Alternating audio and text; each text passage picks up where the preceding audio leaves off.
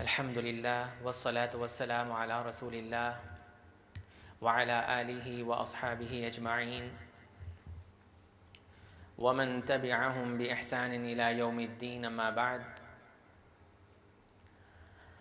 فأعوذ بالله السميع العليم من الشيطان الرجيم من همزه ونفخه ونفسه بسم الله الرحمن الرحيم رب اشرح لي صدري ويسر لي أمري واحلل عقدة من لساني يفقهوا قولي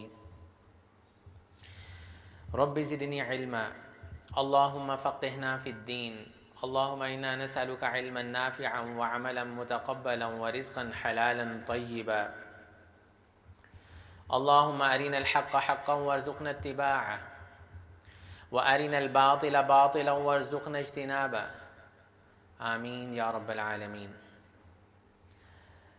سورہ ملک جس کا آج آخری پروگرام ہے، اس سلسلے کا آیت نمبر 21 سے لے کر انشاءاللہ 30 تک آج کے پروگرام میں ہم ان آیات کا ترجمہ دیکھنے کی، تفسیر سمجھنے کی کوشش کریں گے۔ آیت نمبر 21 اور 22 ہم پچھلی دفعہ پڑھ چکے ہیں، لیکن ہم اس کو لنک کریں گے آگے کے ساتھ۔ اعوذ باللہ من الشیطان الرجیم۔ اللہ سبحانہ وتعالی فرماتے ہیں امن ھذا الذی یرزقکم، بھلا کون ہے ایسا جو تمہیں رزق دے۔ امن ھذا الذی، بھلا کون ہے ایسا یرزقکم جو تمہیں رزق دے۔ ان امسک رزقہ، اگر وہ اپنا رزق روک لے، اگر وہ یعنی اللہ سبحانہ وتعالی اپنا رزق روک لیں تو کون ہے جو تمہیں رزق دے سکے۔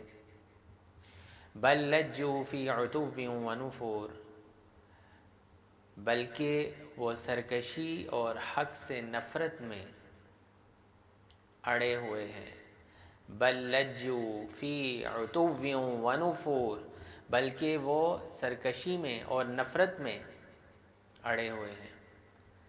سورہ ملک ہے، رات کو سوتے ہوئے ہم اس کی تلاوت کر رہے ہیں، پچھلے دن کا محاسبہ کر رہے ہیں اور آنے والے دن کی پلاننگ کر رہے ہیں،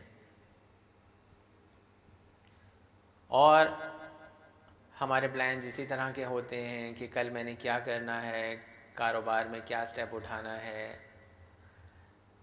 کل میری جاب کا کیا ہوگا، کل فلاں میٹنگ ہے، یا آج میں نے بڑی کوشش کی لیکن مجھے وہ چیز نہیں مل سکی۔ تو یہ ساری چیزیں دیکھتے ہوئے انسان جب اس آیت کو پڑھتا ہے تو اس کو ایک سکون سا حاصل ہوتا ہے، اور اس کو یہ پتہ چلتا ہے کہ اللہ سبحانہ وتعالی ہی کے پاس رزق دینے کی طاقت ہے، اور اللہ سبحانہ وتعالی یہ فرما رہے ہیں امن ھذا الذی یرزقکم، کون ہے جو تمہیں رزق دے۔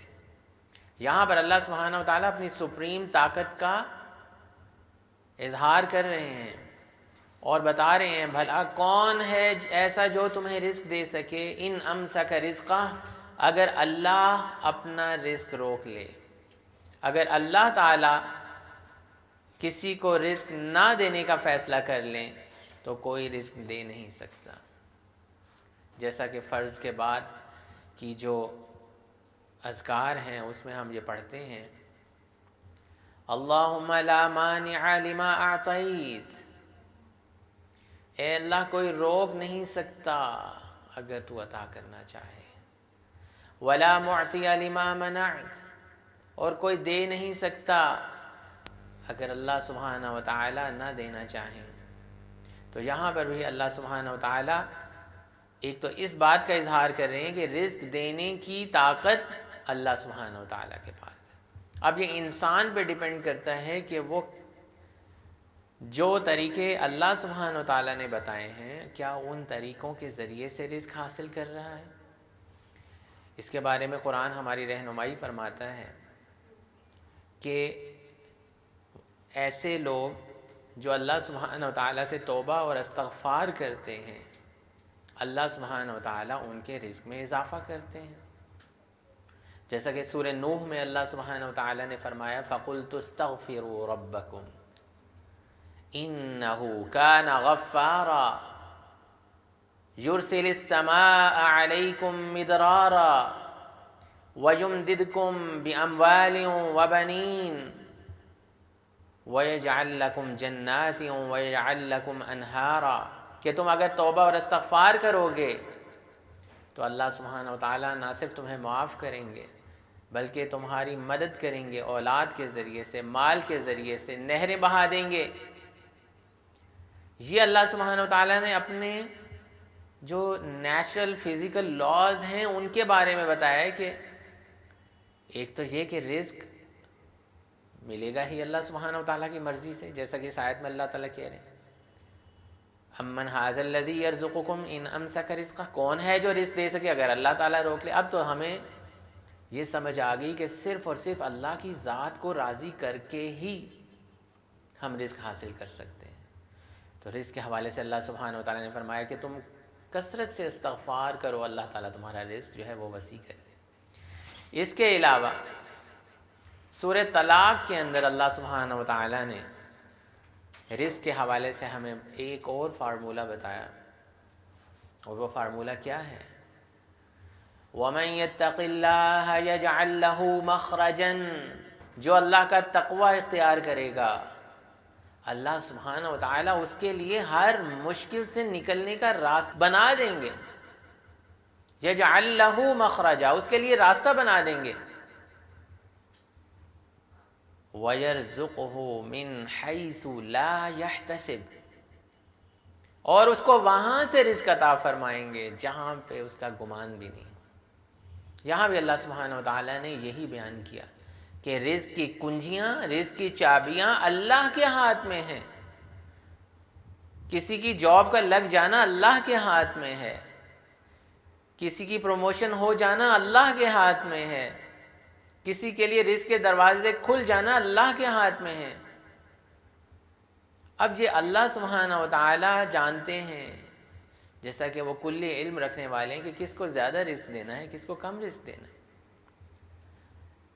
اس حوالے سے اللہ سبحانہ وتعالیٰ سورہ رعد میں بھی فرماتے ہیں اللہ تعالیٰ جسے چاہتا ہے کھلا رزق دیتا ہے، بے پناہ رزق دیتا ہے، اور جس کو چاہتا ہے تنگ رزق دیتا ہے۔ ہاں اگر تم رزق کے راستے کھولنا چاہتے ہو، اس کو راضی کرنا چاہتے ہو، تو اس کے طریقے بتائے کہ جو اللہ سے ڈر جائے گا، جو اپنی زندگی میں اللہ کا تقوی اختیار کرے گا، اس کو اللہ سبحانہ وتعالیٰ وہاں سے رزق عطا فرمائیں گے کہ جہاں اس کا گمان بھی نہیں ہوگا۔ اور میرے بھائیوں اور میری بہنوں، یاد رکھیں کہ رزق کا مطلب صرف مال ہی نہیں ہے، رزق کا مطلب یہ صحت بھی ہے، جس کو پا کر آج ہم اس قرآن کلاس میں آئے ہیں۔ رزق سے مراد ہماری اولاد بھی ہے، رزق سے مراد ہر وہ اللہ تعالیٰ کی نعمت ہے جو اللہ تعالیٰ نے ہمیں عطا کی ہے، ہمارا گھر بار، ہمارے موٹر سائیکل، گاڑی، وٹ ایور، سوچنے کی صلاحیت۔ تو اللہ سبحانہ وتعالیٰ نعمتوں کو بڑھا دیتے ہیں۔ رزق کے حوالے سے اللہ سبحانہ وتعالیٰ جیسا کہ کہہ رہے ہیں کہ رزق اگر ہم دینا چاہیں، اگر ہم جیسے اللہ تعالیٰ کہتے ہیں امن ھذا الذی یرزقکم، بھلا کون ہے ایسا جو تمہیں رزق دے، ان امسک رزقہ، اگر وہ اللہ اپنا رزق روک لے۔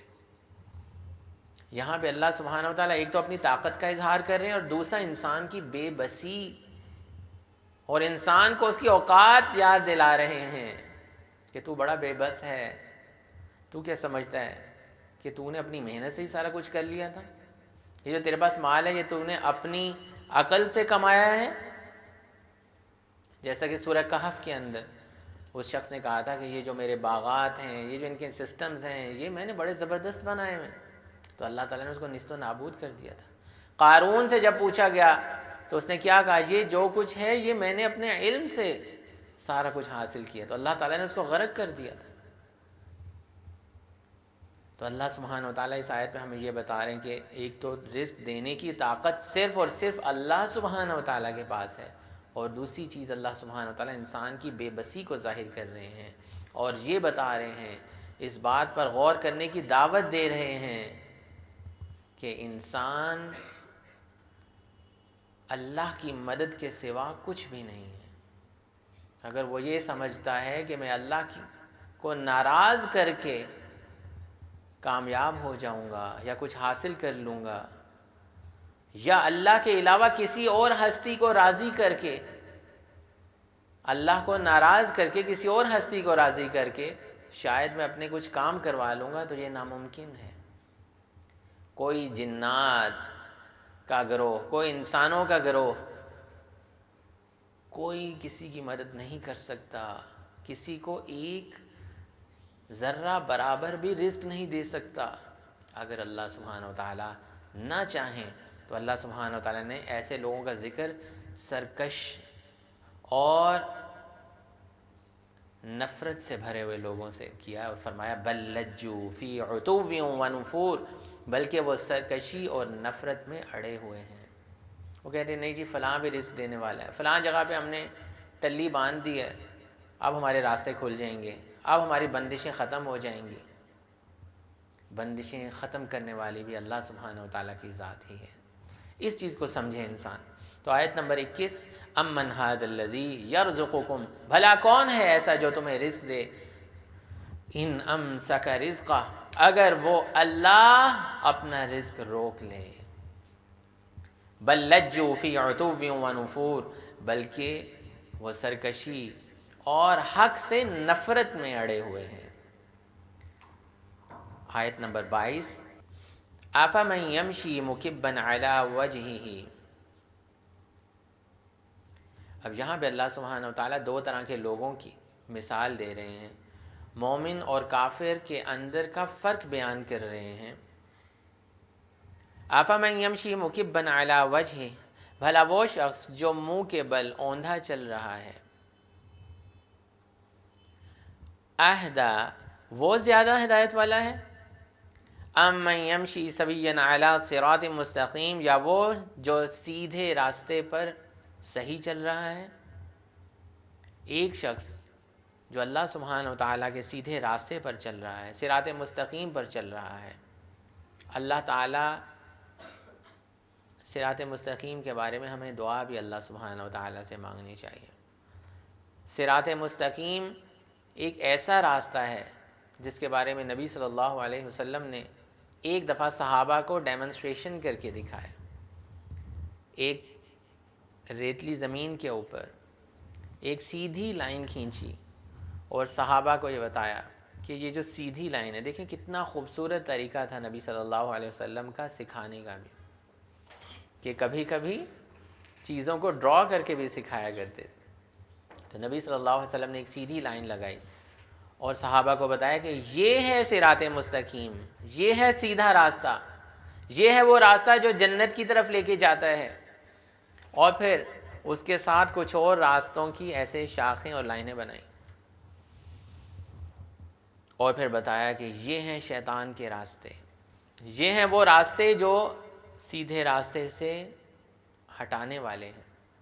ان راستوں پر شیاطین بیٹھے ہوتے ہیں جو انسانوں کو گمراہ کرتے ہیں۔ یہ شیاطین جنات میں سے بھی ہوتے ہیں اور ہمارے جیسے انسانوں میں سے بھی ہوتے ہیں۔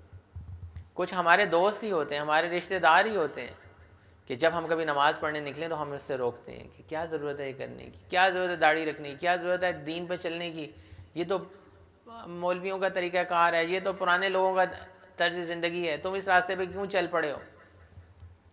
اس طرح کی باتیں ہمیں سننے کو ملتی ہیں۔ تو یہ وہ تمام راستے جو ہمیں اس راستے سے ہٹاتے ہیں جو سیدھا جنت کی طرف لے کے جاتے ہیں، یہ شیطان کے راستے ہیں۔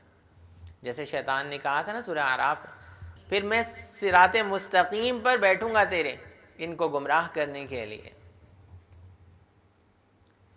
تو وہ بیٹھا ہوتا ہے انسان کو گمراہ کرنے کے لیے۔ تو مومن کا طرز زندگی صراط مستقیم پر ہوتا ہے، وہ اللہ سے یہی دعا مانگتا ہے۔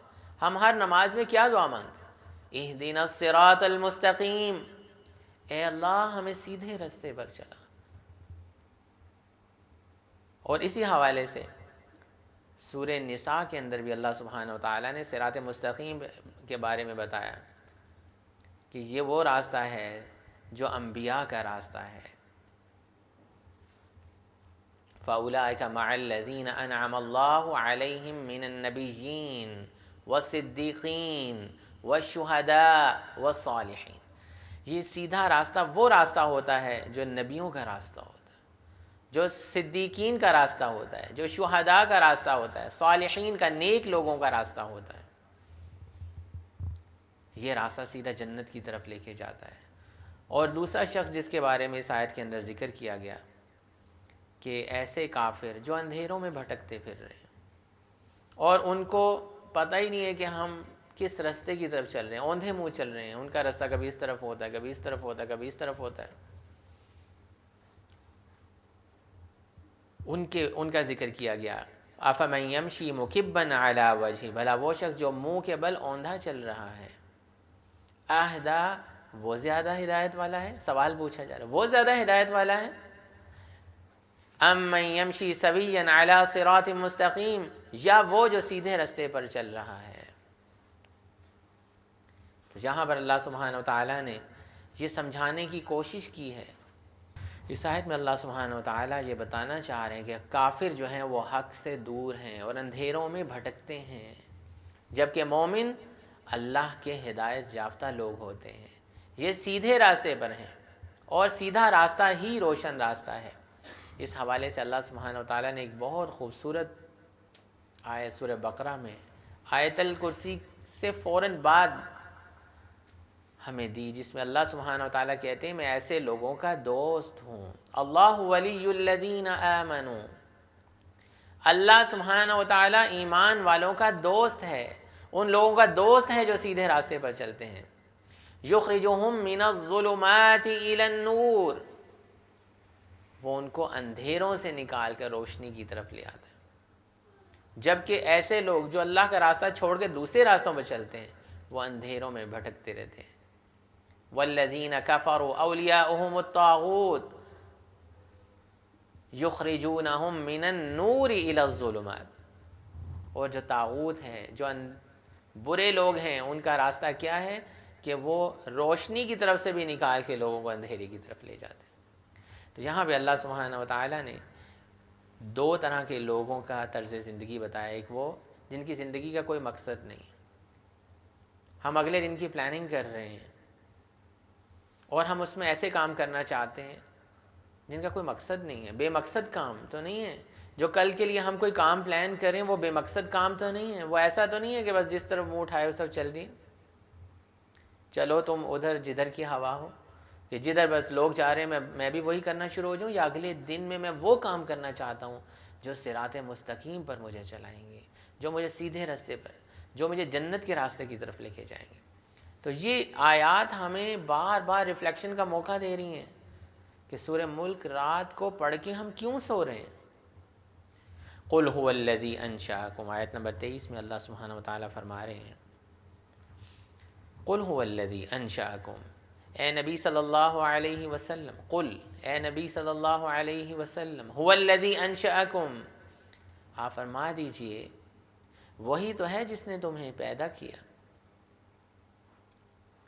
وَجَعَلَ لَكُمُ السَّمْعَ وَالْأَبْصَارَ وَالْأَفْئِدَةَ، اور تمہارے لیے کیا کیا بنائے؟ سمع والابصار والافئدہ، اس نے تمہارے کان، آنکھیں اور دل بنائے۔ یہاں پہ اللہ تعالیٰ یہ ہمیں بتانا چاہ رہے ہیں کہ انسان کو جانوروں کی طرح، دوسرے جانوروں کی طرح آنکھیں اور کان تو دیے، لیکن سوچنے سمجھنے کی صلاحیت بھی دی، دل و دماغ بھی انسان کو دیے کہ صحیح سیدھا راستہ کیا ہے۔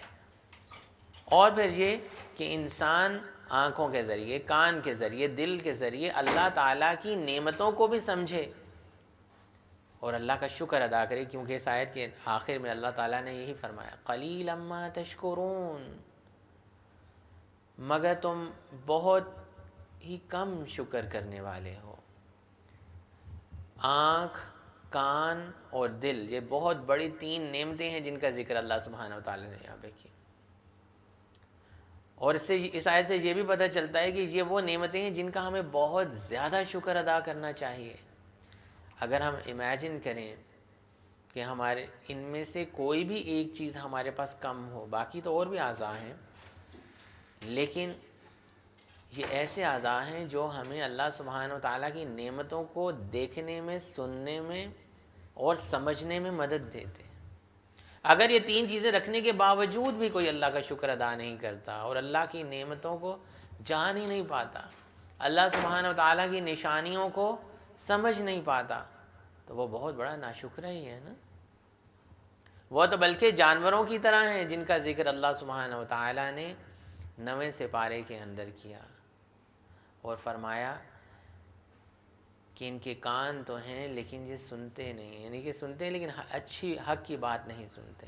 وَلَقَدْ ذَرَأْنَا لِجَهَنَّمَ كَثِيرًا مِّنَ الْجِنِّ وَالْإِنسِ لَهُمْ قُلُوبٌ لَّا يَفْقَهُونَ بِهَا. ان کے دل تو ہیں لیکن یہ سمجھتے نہیں ہیں. کیا نہیں سمجھتے؟ اللہ کی نعمتوں کو، اللہ کی دی ہوئی نعمتوں کو، اللہ کی نشانیوں کو سمجھتے نہیں ہیں. وَلَهُمْ أَعْيُنٌ لَّا يُبْصِرُونَ بِهَا. ان کی آنکھیں تو ہیں لیکن جو ان سے دیکھتے نہیں. کیا مطلب؟ اللہ کے حق کو نہیں دیکھتے. باقی تو سب گن بلا یہ دیکھتے رہتے ہیں، لیکن جس چیز کو دیکھنا چاہیے، جس کو دیکھنے سے اللہ کا شکر گزار بندہ انسان بندہ، وہ نہیں ہے دیکھتے. وَلَهُمْ آذَانٌ لَّا يَسْمَعُونَ بِهَا. اور ان کی کان تو ہیں لیکن یہ سنتے نہیں، یعنی کہ سنتے تو ہیں ایکچولی لیکن وہ چیز نہیں سنتے جو ان کو سننی چاہیے. اولئک کالانعام. یہ جانوروں کی طرح ہیں، کیونکہ جانور بھی دیکھ رہے ہیں، سن رہے ہیں، لیکن اس کیوں سن رہے ہیں اور کیا ایکچولی دیکھنا اور سننا ہے وہ نہیں جانتے. اولئک کالانعام. بلکہ فرمایا بل ہم اضل. بلکہ یہ اس سے بھی زیادہ، ان سے بھی زیادہ گئے گزرے ہیں. یہی تین نعمتیں یہاں پہ بھی اللہ سبحانہ و تعالیٰ نے ہمیں بتائیں کہ تم اس سورت کو پڑھتے ہوئے یہ جان جاؤ کہ اللہ تعالیٰ نے ہی تمہیں پیدا کیا ہے. قل هو الذی انشأکم. اے نبی صلی اللہ علیہ وسلم ان کو بتا دیجئے کہ اللہ تعالیٰ ہی ہے، وہی ہے جس نے تمہیں پیدا کیا ہے. وجعل لکم السمع والابصار والافئدہ. اور تمہارے کان، آنکھیں اور دل بنائے، لیکن تم ان کا مقصد نہ سمجھ پائے، اور مقصد یہ تھا کہ تم شکر ادا کرتے. اور آگے پھر فرمایا قلیلا ما تشکرون. مگر تم بہت ہی کم شکر کرنے والے ہو. شکر کے حوالے سے ایک بہت خوبصورت حدیث ہے. نبی اکرم صلی اللہ علیہ وسلم نے فرمایا من لا یشکر الناس لا یشکر اللہ. جو لوگوں کا شکر ادا نہیں کرتا وہ اللہ کا شکر بھی نہیں ادا کرتا. لوگوں کا شکر ادا کرنے میں کیا ہے کہ کتنے لوگ ہیں جو ہمارے آج تک ادھر تک پہنچنے میں جنہوں نے کام کیا، جنہوں نے ہماری مدد کی، ہمارے والدین، ہمارے بہن بھائی، ہمارے محلے والے. بازار میں جا کے ہم کوئی چیز کتنی آسانی کے ساتھ خرید لیتے ہیں، وہ شخص کہاں سے خرید کے لایا ہوگا اور اس نے ہمارے لیے رکھی اور ہم خرید لائے وہاں سے. کتنے لوگ ہمارے دن میں مدد کرتے ہیں، کیا ہم ان کا شکریہ ادا کرتے ہیں؟ کیونکہ جو شخص دنیا میں لوگوں کا نہ شکر ہے، اللہ سبحانہ و تعالیٰ کہہ رہے ہیں نبی صلی اللہ علیہ وسلم کی زبان کے ذریعے سے کہ وہ اللہ کا بھی شکر گزار نہیں ہوتا. پہلے ہمیں لوگوں کا شکر گزار ہونا چاہیے، ان لوگوں کا جنہوں نے ہمارے یہاں تک پہنچنے میں ہماری مدد کی. اور ہم اس کو فور گرانٹیڈ لیتے ہیں کہ ہم ایک زبان سے شکریہ کا لفظ بھی نہیں کسی کے لیے بولنا چاہتے. اپنے گھر والوں کے لیے، اپنے بہن بھائیوں کے لیے، اپنے دوستوں کے لیے جو ہماری ہر موقع پہ مدد کر دیتے ہیں. نبی صلی اللہ علیہ وسلم نے فرمایا کہ جو انسانوں کا شکر ادا نہیں کرتا وہ اللہ کا بھی شکر ادا نہیں کرتا. تو انسانوں کا بھی شکر ادا کیا جائے. کیسے ادا کیا جائے؟ زبان سے بھی ادا کیا جائے، دل سے بھی ادا کیا جائے. ایک تو شکر ہے جو ہم زبان سے ادا کرتے ہیں، دل سے شکر ادا کرنا کیا ہے کہ دل سے بھی کسی کی رسپیکٹ کی جائے، اس کی قدردانی کی جائے کہ اس نے میری مدد کی تھی، اس کو بھلایا نہ جائے. اور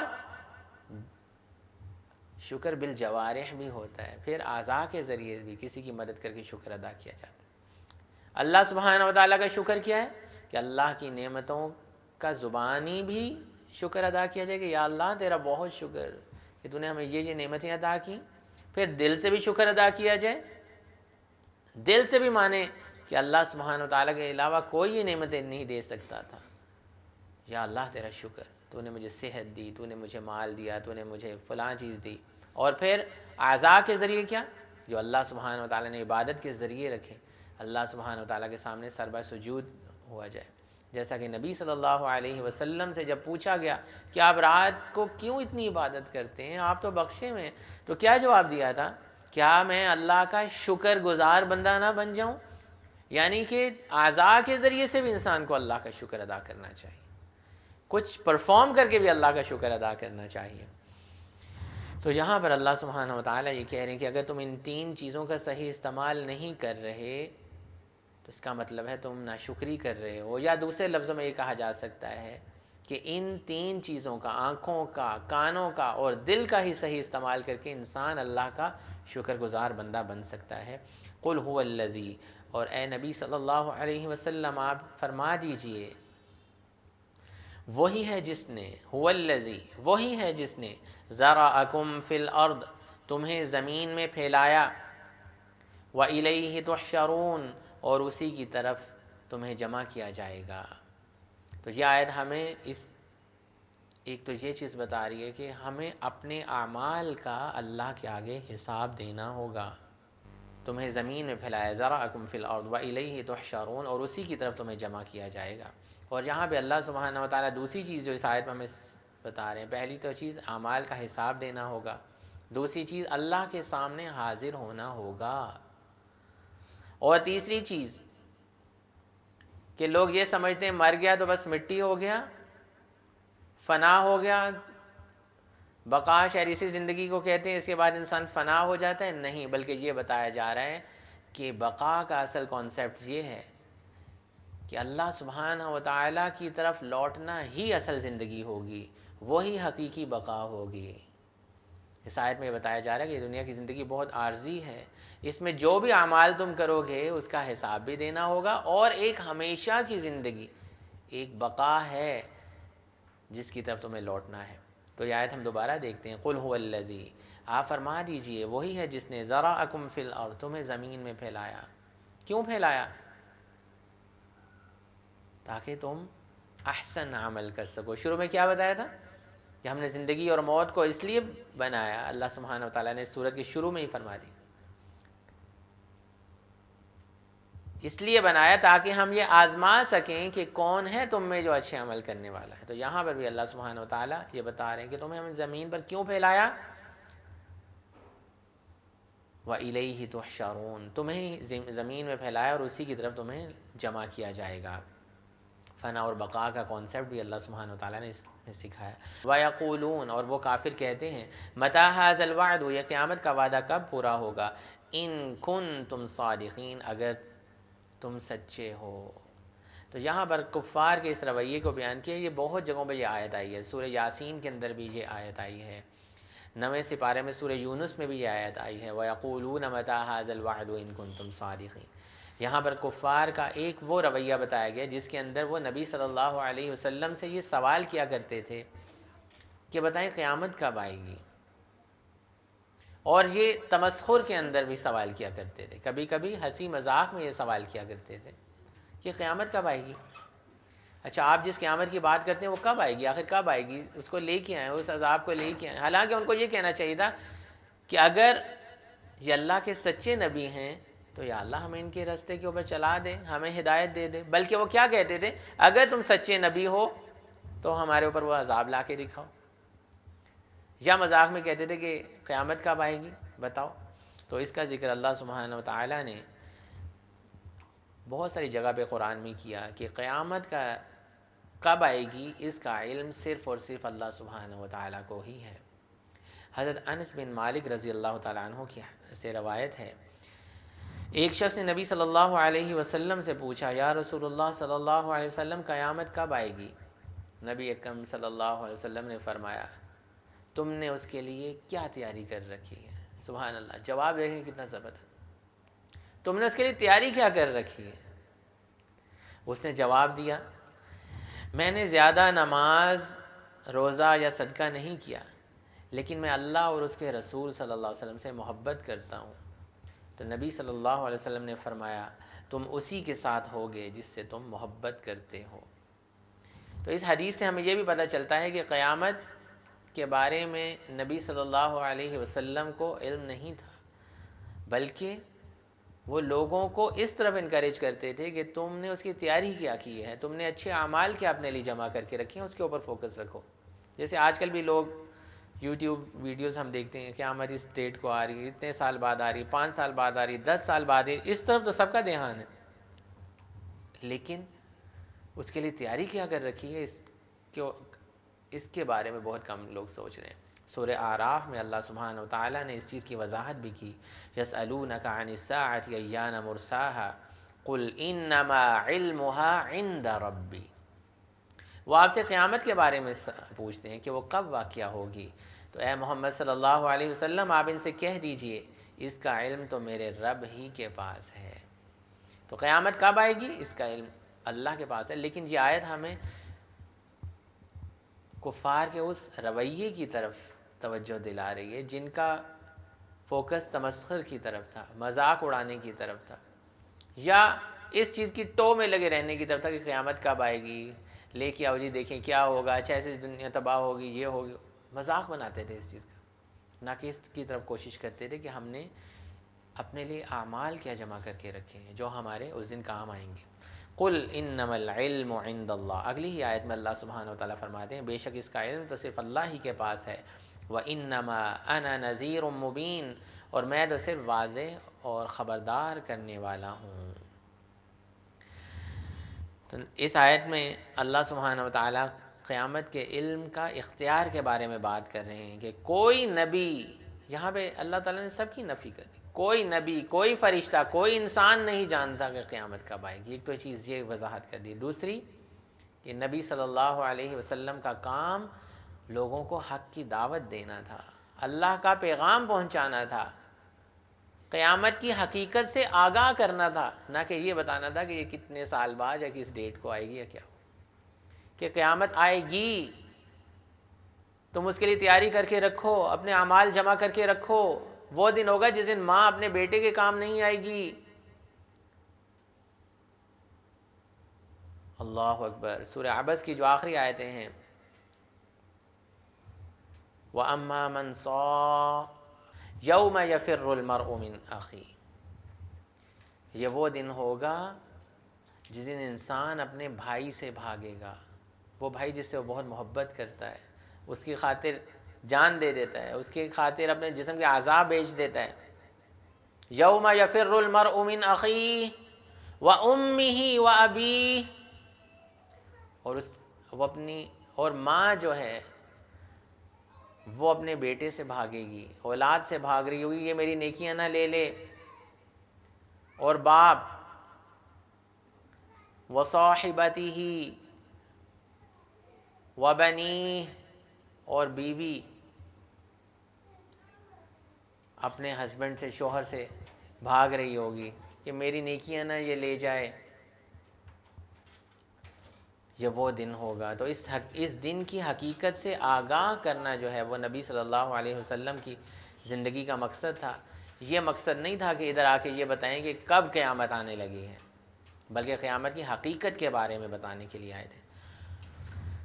تو اس آیت کے بارے میں سورہ لقمان کی ایک اور آیت، جو آخری آیت ہے سورہ لقمان کی، جو ہم نے پڑھی بھی تھی پیچھے سورہ لقمان کی تفسیر میں، وہ وضاحت کرتی ہے کہ 5 چیزوں کا علم اللہ سبحانہ وتعالی ہی کے پاس ہے، وہ مفاتیح الغیب میں سے ہے۔ مفاتیح الغیب 5 لا یعلمہن الا اللہ، 5 چیزیں غیب میں سے ہیں جو اللہ کے علاوہ کوئی بھی نہیں جانتا، یا ہم کہہ سکتے ہیں غیب کی کنجیاں ہیں 5 جو اللہ کے علاوہ کوئی نہیں جانتا، جن میں سے ایک کیا ہے کہ قیامت کب آئے گی۔ اس بارے میں سوال کرنا کہ قیامت کب آئے گی، اس چیز کی ٹو میں لگے رہنا قیامت کب آئے گی، اس کو اسلام ڈسکریج کر رہا ہے، اور انکریج کیا کر رہا ہے کہ تم نے اس کی تیاری کیا کر رکھی ہے، تم نے اپنے اعمال کتنے خوبصورت بنائے ہیں۔ تو یہی صورت ہمیں اس چیز کی دعوت دے رہی ہے کہ اگلے دن کی ہم پلاننگ کر رہے ہیں تو ہم دیکھیں ہم نے اپنے لیے اعمال کیا اکٹھے کر کے رکھے ہیں.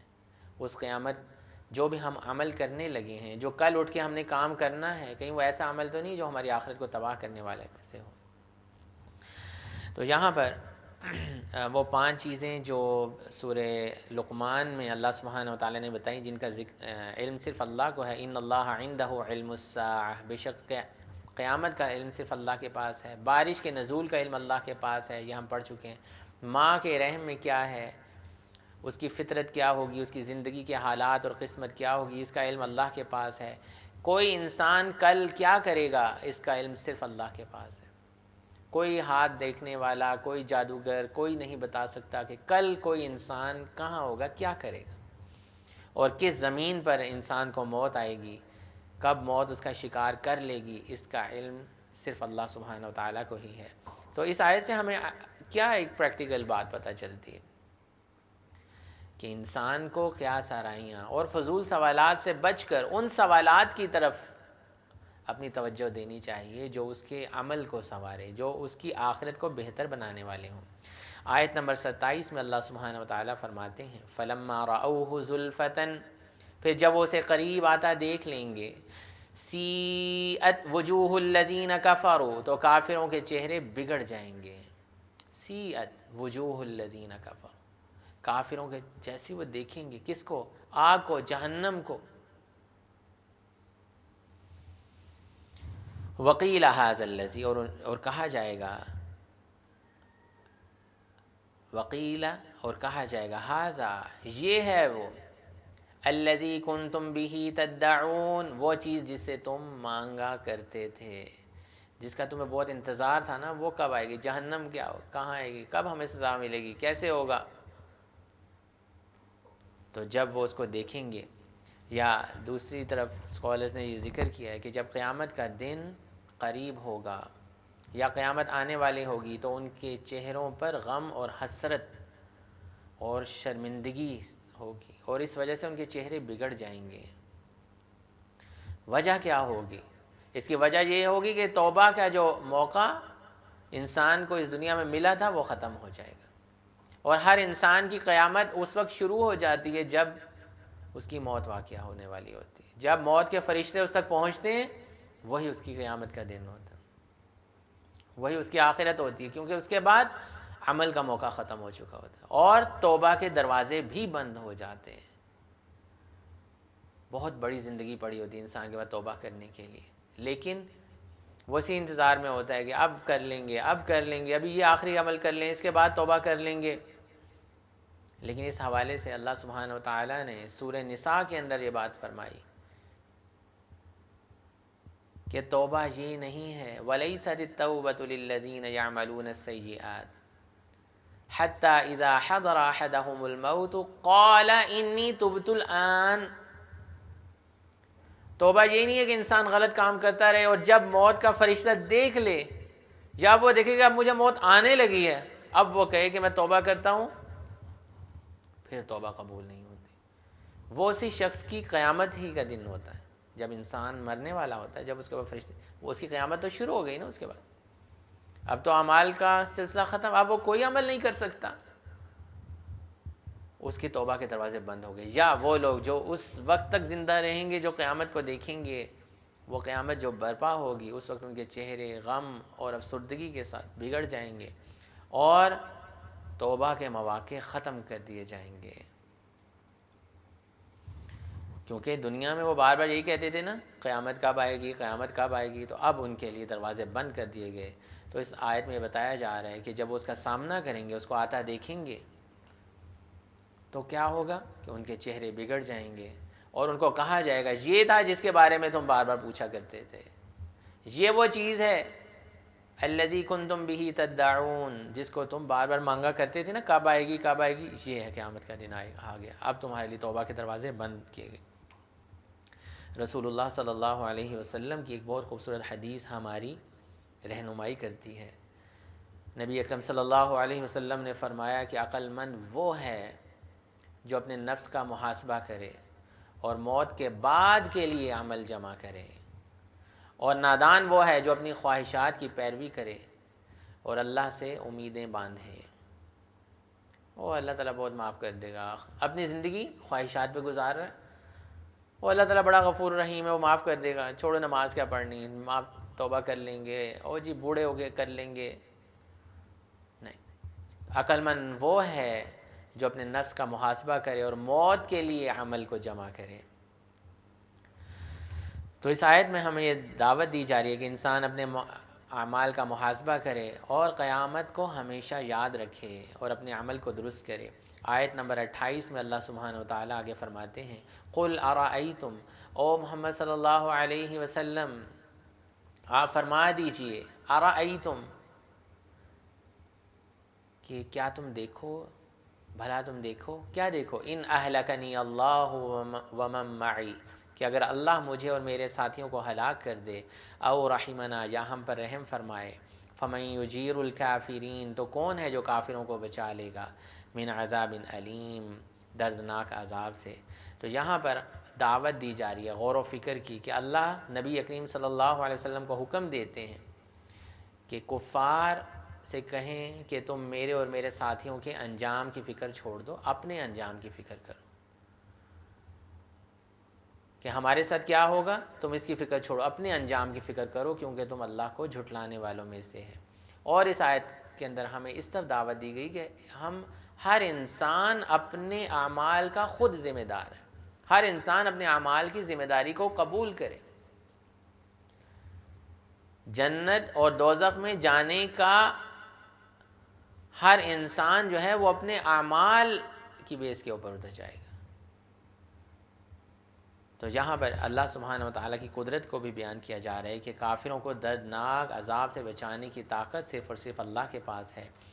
قل هو الرحمن وآمنا به، او محمد صلی اللہ علیہ وسلم آپ فرما دیجئے کہ وہ رحمان ہے، ہم اس پر ایمان لائے، آمنا به، ہم اس پر ایمان لائے، وعلیہ توکلنا، اسی پر ہم نے بھروسہ کیا، فستعلمون، پس تم بہت جلد جان لوگے، ان قریب جان لوگے، من ہوا فی ضلال مبین، کہ کھلی گمراہی میں کون ہے۔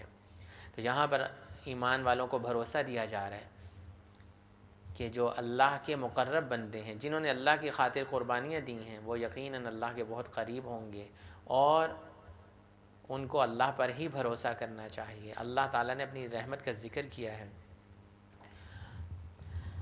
اور آخری آیت کے اندر اللہ سبحانہ و تعالیٰ ایک سوال چھوڑ کے ہمارے لیے جا رہے ہیں، قل ارأیتم، آپ فرما دیجئے کہ کیا تم دیکھتے نہیں ہو، یا بھلا تم دیکھو۔ ایک آبزرویبل بات ہمارے سامنے رکھی گئی، ان اصبح ماؤکم غورا، اگر تمہارا پانی جو ہے وہ زمین میں نیچے کی طرف اتر جائے۔ عرب کے علاقے میں جہاں پہ پانی لوگوں کے لیے بہت بڑی نعمت ہے، بلکہ ہمارے اب تو علاقوں میں پانی کتنی بڑی نعمت ہے، اس کے بغیر ہمارے زندگی کا تصور ہی نہیں ہے پانی کے بغیر۔ اگر یہ پانی کم کر دیا جائے، پانی زمین میں نیچے کی طرف اتر جائے، اور بہت جگہوں پہ اتر بھی جاتا ہے، کبھی کبھی لوگ دیکھتے ہیں کہ بورنگ کرواتے ہیں اور پانی پھر نیچے چلا جاتا ہے، ایسا ہوتا ہے۔